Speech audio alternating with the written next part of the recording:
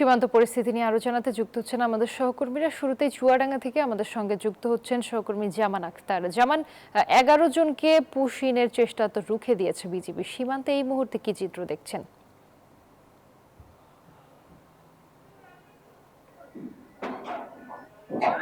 রুবা, আজ ভোর ঠিক 4টার দিকে কিন্তু 11 জন বাংলাভাষীকে চুয়াডাঙ্গার দর্শনা সীমান্তের জয়নগর গ্রামের দিকে ঠেলে দেয় বিজিবি।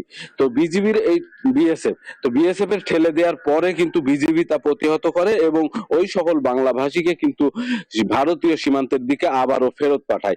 তো সীমান্তের 77 নম্বর পিলারের কাছে এই ঘটনা ঘটে। আমি কিন্তু এখন অবস্থানও করছি 77 নম্বর পিলার সংলগ্ন এই জয়নগর গ্রামে। তো আমি এখানকার স্থানীয় বাসিন্দাদের সাথে কথা বলেছি, তারা যেটি আমাকে জানিয়েছে যে ভোরের দিকে যখন এই সকল বাংলাভাষী মানুষ তাদের গ্রামে ঢুকে পড়ে, সেটি নিয়ে একটি হইচই পড়ে যায় এবং বিজিবি তাদেরকে আটক করে গ্রামবাসীর সহায়তায় এবং তাদেরকে আবারও কিন্তু ভারতের দিকে ফেরত পাঠানো হয়। তো এই অবস্থার প্রেক্ষিতে আমরা কিন্তু চুয়াডাঙ্গা 6 বিজিবির যে পরিচালক নাজমুল হাসান, আমরা তার সাথে কথা বলেছি। লেফটেন্যান্ট কর্নেল নাজমুল হাসান আমাদেরকে যেটি জানিয়েছেন যে এই ঘটনার পর থেকেই কিন্তু সীমান্তে বিজিবি সতর্ক অবস্থায় আছে এবং তারা কিন্তু এই পুশ ইনের যে ঘটনা সেটি প্রতিহত করার জন্য সর্বদা সতর্ক অবস্থায় রয়েছে এবং সীমান্তে কিন্তু টহল বৃদ্ধি করা হয়েছে।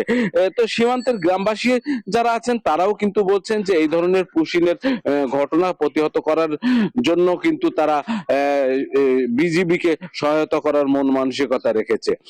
তো সীমান্ত এলাকায় বর্তমানে কিন্তু স্বাভাবিক অবস্থা বিরাজ করছে।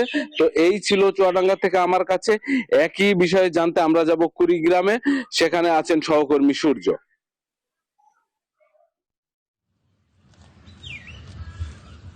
হ্যাঁ জামান, আপনি যেটা বলছিলেন কুড়িগ্রামেও ঠিক একই পরিস্থিতি বিরাজ করছে। আমরা রৌমারীতে খোঁজ নিয়ে আমরা জানতে পেরেছি ভোর 4টার দিকে রৌমারীর 2টি সীমান্ত দিয়ে পুশিনের চেষ্টা করা হয় 9 জন ভারতীয়কে।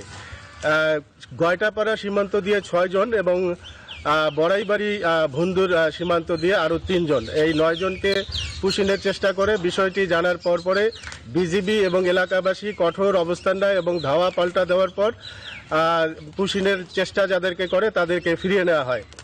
আমরা এই বিষয়টি নিয়ে জামালপুর সিওকে আমরা সাথে কথা বলেছি। তিনি আমাদেরকে জানিয়েছেন এই ঘটনার পর কোম্পানি পর্যায়ে পতাকা বৈঠক আহ্বান করা হয় এবং বাংলাদেশ এবং ভারত কোম্পানি পর্যায়ে যে পতাকা বৈঠক হয় সেই পতাকা বৈঠকে পুশিনের বিষয়টি অস্বীকার করে বিএসএফ। এই ছিল আমার কাছে সর্বশেষ। ফিরে যাচ্ছি স্টুডিওতে। রুবা, আপনার কাছে।